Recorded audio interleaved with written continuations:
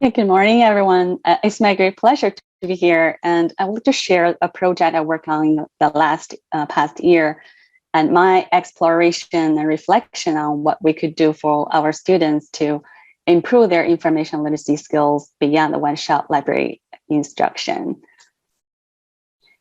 With this research project, I was trying to answer a very fundamental question that I had for a long time as business librarian. That is how we can develop a scalable and a sustainable service model that allows one librarian to help thousands of students and develop well-rounded information literacy skills.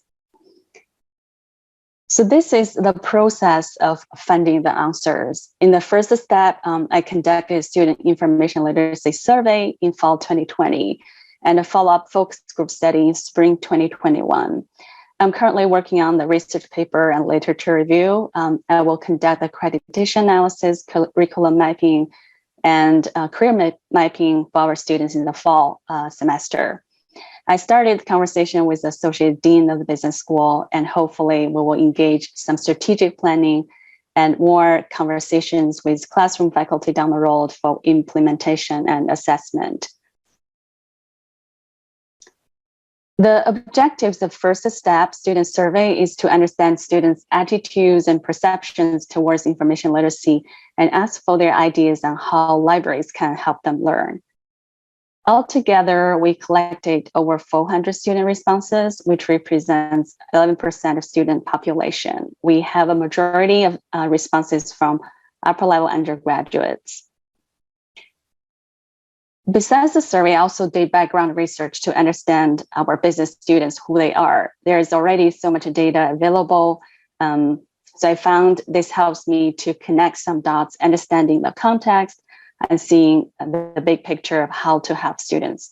For WCU students, we have over 90% of business students from Pennsylvania. We have over 86% of MBA students who are part-time. And also, I learned later all the MBA programs are offered asynchronously online. Most of the students are often only available during weekend hours and evening hours. So for research consultation, that affects some of my practices to set up research consultations with our MBA students.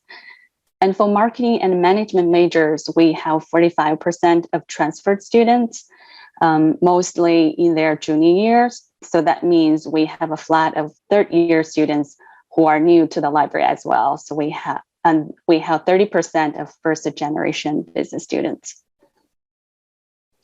Further looking into the part-time work, job placement, and graduation rate, I found our business students have been deeply involved in the part-time work that is at various levels affect their ability to participate in extracurricular activities and events on campus, attend classes, and even work on coursework outside of class. So we have to consider how the information literacy program can fit in under this context. It's also helpful to understand that 80% of our students who are employed in Pennsylvania, and nearly 30% in our county where the university is. So if we can connect these dots for students, we will find enormous opportunities for us to work with local businesses and alumni to develop meaningful networks and new learning opportunities and career opportunities for our students. Well, we have 48% of 4-year graduation rate and 80% of 6-year graduation rate. And how can libraries contribute to improving the university graduation rate and help students who are struggling with obtaining a college degree would be another meaningful project we can take on later.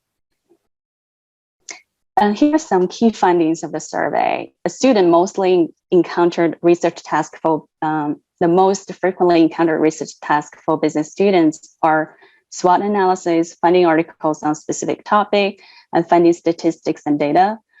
The majority of them feel interested in research and curious about the research task, but still 1/3 of them experience the feeling of overwhelming and frustration, confusion in the research process.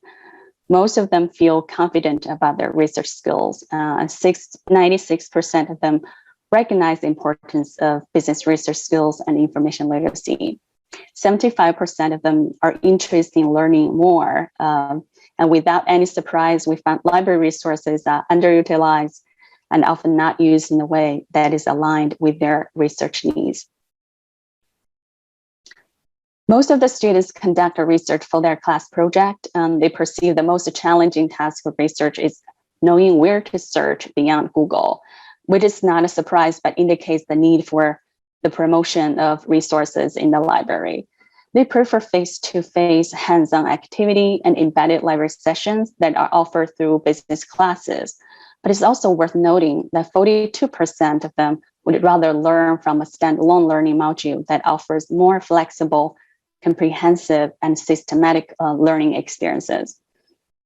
They hope the learning modules can be engaging, concise, and to the point. Nearly half of students prefer learning by small teams, and nearly the other half prefer learning by themselves.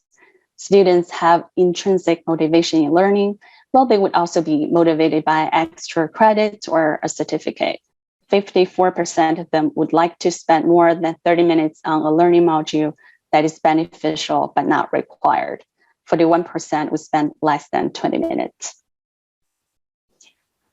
And we aggregated students' ideas for an open-ended question, how the library can help them learn. Combined with the survey findings and my own experience, we have identified 6 dynamic learning opportunities for our students. These opportunities are promote existing resources, embed them into business curriculum, offer standalone learning modules, integrate into students' existing research effort, organize workshops, events, and social activities, create real-life research and learning experience. I also aligned these opportunities with the university's strategic plan. And I found the more we are stepping out of the traditional and familiar way of teaching information literacy, the more strategic dimensions we would probably engage and create for our students. During the spring break this year, I conducted focus group study with students, and we went through these opportunities one by one and got their perceptions on these opportunities and their insights on how to make them a reality for students. The first opportunity is to promote existing resources. Raise students' awareness is a fundamental effort to build a foundation for their information literacy. But we need to be more creative and make sure the right amount of information is shared with students at right place at right time. Students recommended having short class visits might be the most effective way. And we talked about using infographics to highlight and visualize some resources. When I asked the students about their job searching experience and how libraries can help, a senior student told me that he felt the job market is pretty tight. If students get discouraged, they are just going to take an easy path. What that means I realized when I later had the conversation with the chair of the management department, she mentioned that students may settle with a job that doesn't require a college degree. It made me realize the importance of career preparation for students and need for making the library career collections and services more relevant and helpful. More importantly, we need to empower students to use the knowledge to get their career path choices, preparations, and career directions. That's part of the information literacy education as well. So it sparks another project that I'm currently working on as a summer project is to collaborate with Career Center and the management department chair and classroom faculty who teaches career directions to prepare a career guide for our students, and hopefully it can be integrated into the business curriculum and career preparation down the road.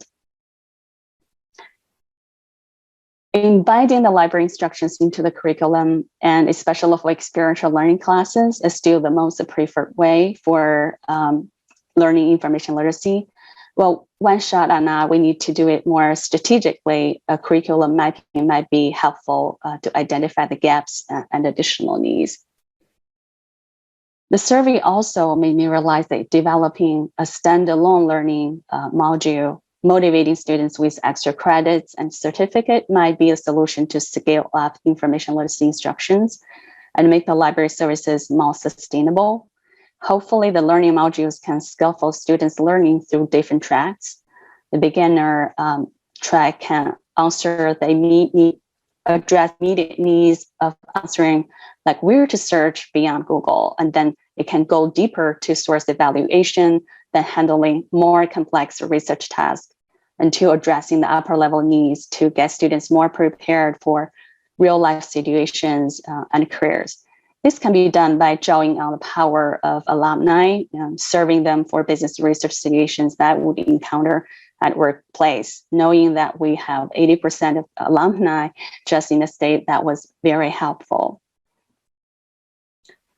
Besides that, we can also integrate information literacy into students' existing research effort, like internship, independent study, summer research project, investment club. Business idea competition is one of the typical programs organized by Entrepreneur Center every year. There are opportunities to provide research consultations to students who participate in the program. In the category of organizing workshops, events, and social activities, many ideas come up, such as library webinar series, professional talks, research hackathon. But one idea that stands out in this category is to create a student-led peer mentoring program to foster the shared community of learning and building a platform for students to share their experiences, learning skills, and perspectives. These ideas come out of connecting different pieces of students' messages. One economic student said the best way for her to learn is probably from someone like a mentor. And the finance student said, I feel like everybody was kind of looking out for themselves. If we have students connect with each other, share ideas after class, talk about beliefs, if they can create a sense of community at Westchester in their first year, it's going to set them up to be better students. And the marketing students said there are existing workshops and programs provided by the school, but because it's not created by students, for students, there's some disconnection. So that makes me wonder how we can assist students' journey of knowledge discovery, not just through lecturing, but nurturing. If the peer mentoring program can be developed, it will help students' academic, personal, professional development, and also maybe psychological well-being, and build a sense of shared learning community. But that's not easy. We see many potential benefits, but there would be great challenges as well. In this process, I think librarians can be a coach or advisor and engage students in evidence-based research and decision-making to discover the best practices to set up the program. Last but not least, there is opportunity to create real-life research and learning experiences for students. Experiential learning has been discussed and adopted by many classroom faculty and librarians.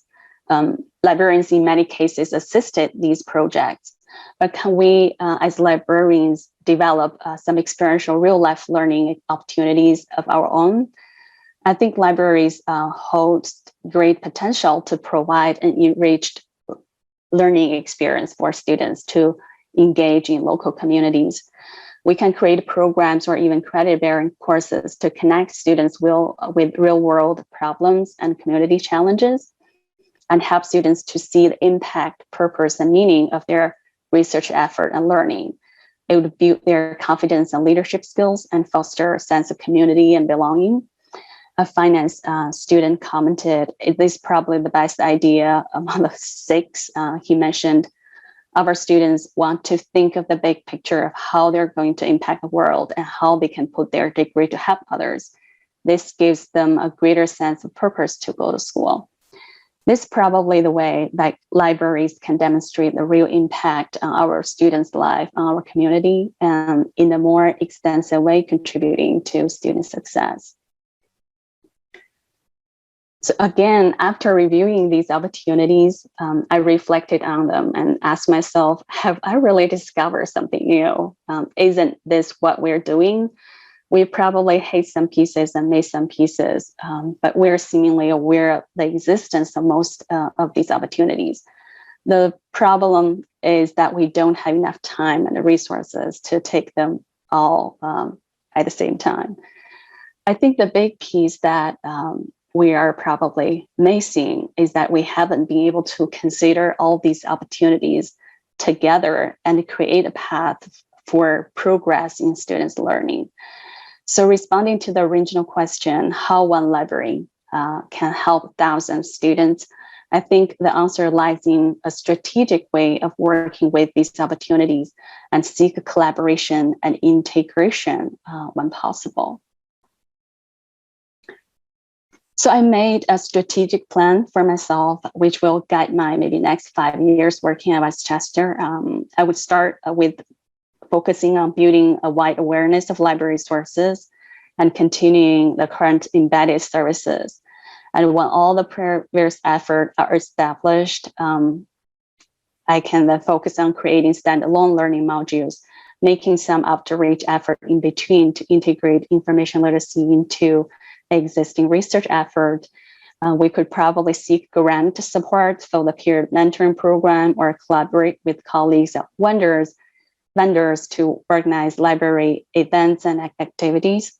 For the long term, I hope eventually we'll be able to develop a credit-bearing class for libraries to engage students in research and evidence-based decision-making for local community challenges. I think strategic plan can give you a sense of direction, knowing where you're going and feeling motivated by the end goal.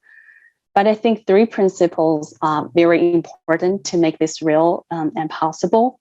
These guiding principles are collaboration, integration, and experimentation, leveraging resources on campus and beyond, and working with colleagues, vendors, campus partners, liaison departments, integrate your primary work with your scholarship and also the service opportunities. And the experimentation principles, meaning understanding that mistakes and surprises can be inevitable, and can be used to look for new opportunities, conduct hypothesis testing and rapid prototyping, fail, but fail fast, and constant adjust of your approaches. So that's what I learned and reflected for the past year during the pandemic, and hopefully it can spark some more ideas for us to share. Thank you, Anne. Thank you, everyone. I'll be happy to answer any questions you have. Thank you so much, Grace. We so appreciate you sharing with us your results and your study and your reflections. So now I'm going to turn it over to my lovely colleague, Kawana, who is going to take over the Q&A portion, and we will look forward to some good questions. All right. So thank you again, Grace. That was fantastic. We did have one question come into the Q&A where someone was very much interested in you sharing the SWOT analysis questions that you actually used. The SWOT analysis is one of the questions we ask business students, like what are the research tasks that you would often encounter? And we listed SWOT analysis, finding statistics and data and research for a specific topic. There are a list of questions. So SWOT analysis was one of those questions. And we found across disciplines, like no matter the major is like marketing, accounting, finance, all of them majority of them feel SWOT analysis was the one of the biggest research task they would encounter. That's probably because, our students only had the chance to decide their major in the 3rd year. So most of them, no matter is that you're accounting major or finance major, you are take very similar classes. So hopefully that answered the question. I hope so. And if not, hopefully the question asker will pop back in and let us know if they need follow-up. We didn't have any additional questions. We did have a comment from Angela saying that thank you for one, and also just kind of commenting that they're in the infancy stage of working through what you've actually outlined. So they're probably very much appreciative of seeing the further effort you've put forth. So a lot of thank yous. Pamela also mentioned appreciating the mention of the limitations from time and resources. Wanted to know, is there a specific resource or instance of institutional support that you have found to be most supportive for this work? What I feel really appreciative is the university has a provost research grant. I think that's why I started this project. With the institutional support, we got fundings for the student survey. We have a faculty advisor who are going to collaborate with me, and also have built so much network in the business school, because I really asked the faculty to help me to get the student answer my survey questions. So I feel like if you can not just work alone by yourself, seek collaboration and seek grant support. I think along the way, as you, I personally feel I really learned a lot because of this grant, because I, work towards more, backing up my analysis with more scholarship and literature review, and further analysis of different resources, curriculum mapping, career mapping. I think take all this together, you will find you'll be more, powerful, not feeling so alone to tackle this really big question yourself. Wonderful. Wonderful. I actually just had a couple of questions pop in. So first, how were you able to get students for your focus groups? Did you offer incentives of any kind? The question asker said we have had trouble getting students to participate in these types of groups. So we'd love to hear how you were able to do this successfully. That's a really good question. I actually reflected this process, wrote an article about how the lessons learned of organizing student focus groups. There are great challenges because I originally planned 6 sessions for different majors, 6 different majors, and 5 in each group. We were not able to get enough students. I finally get 13 students. I think the goal was 30 of them altogether. But I think I learned a great deal in this process, and I wrote an article. If you leave your email address, I'll be able to happy to share with you the lessons I learned. But I feel if you can deliver the message at right time, if I will do that again, I think when in the survey, I asked the student if they're willing to participate in the focus group study, and many I got over maybe 100 students willing to do so. But when I reached them out again for the focus group study with a specific time and date, and I offered $20 incentive coming out from the grant. That was challenging. I emailed them, but I feel like the email we gathered from the survey was not so helpful. If I will do that again, I think I will start my visit to different classes for different discipline. I will recruit students in the class with a very specific message and also clear expectations. In the consent form we signed, I was able to get nearly 30 students sign even the consent form. But on the day they're conducting the survey, the interview, only half of them showed up. So I think that's another challenge. But I think if I go back, establish the expectation with students upfront when I recruit them, I think that probably would be better. Yeah, absolutely. And for anyone who's doing research, that's a challenge that we all face, trying to get them to show up. I think we have time for one last question. So we did have a question come in from Chris Guy asking, looking at your 5-year plan for implementing the different learning opportunities, how did you decide on which ones to prioritize versus which ones need to take place later on?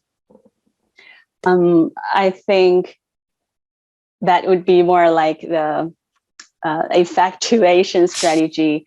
You are reflecting the resources, your capability that you can handle right now. For me, I think it also ties to my primary responsibility, information literacy, taking care of the everyday transactions, reference questions, and also the in-class instruction. This is the ballpark and the primary work we have to do.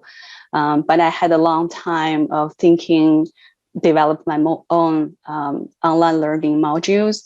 And now I feel like I'm more ready than 3 years ago when I build these connections with my business librarian colleagues from Purdue University, Western Michigan University, and we're thinking maybe we could do this together. So I feel like because some of them are also thinking about a micro badging program. So I feel like seeking collaborations when you feel comfortable, and also talk to your colleagues. If you can get the support from the team, you may probably get it going as well. And until the 5th year, that was maybe a more ambitious goal to develop your own experiential learning credit bearing class, and based on community challenge. But that's probably based on my personal interest and values as well. And I'm also thinking pursuing a doctoral degree in public administration, so that could be in leverage.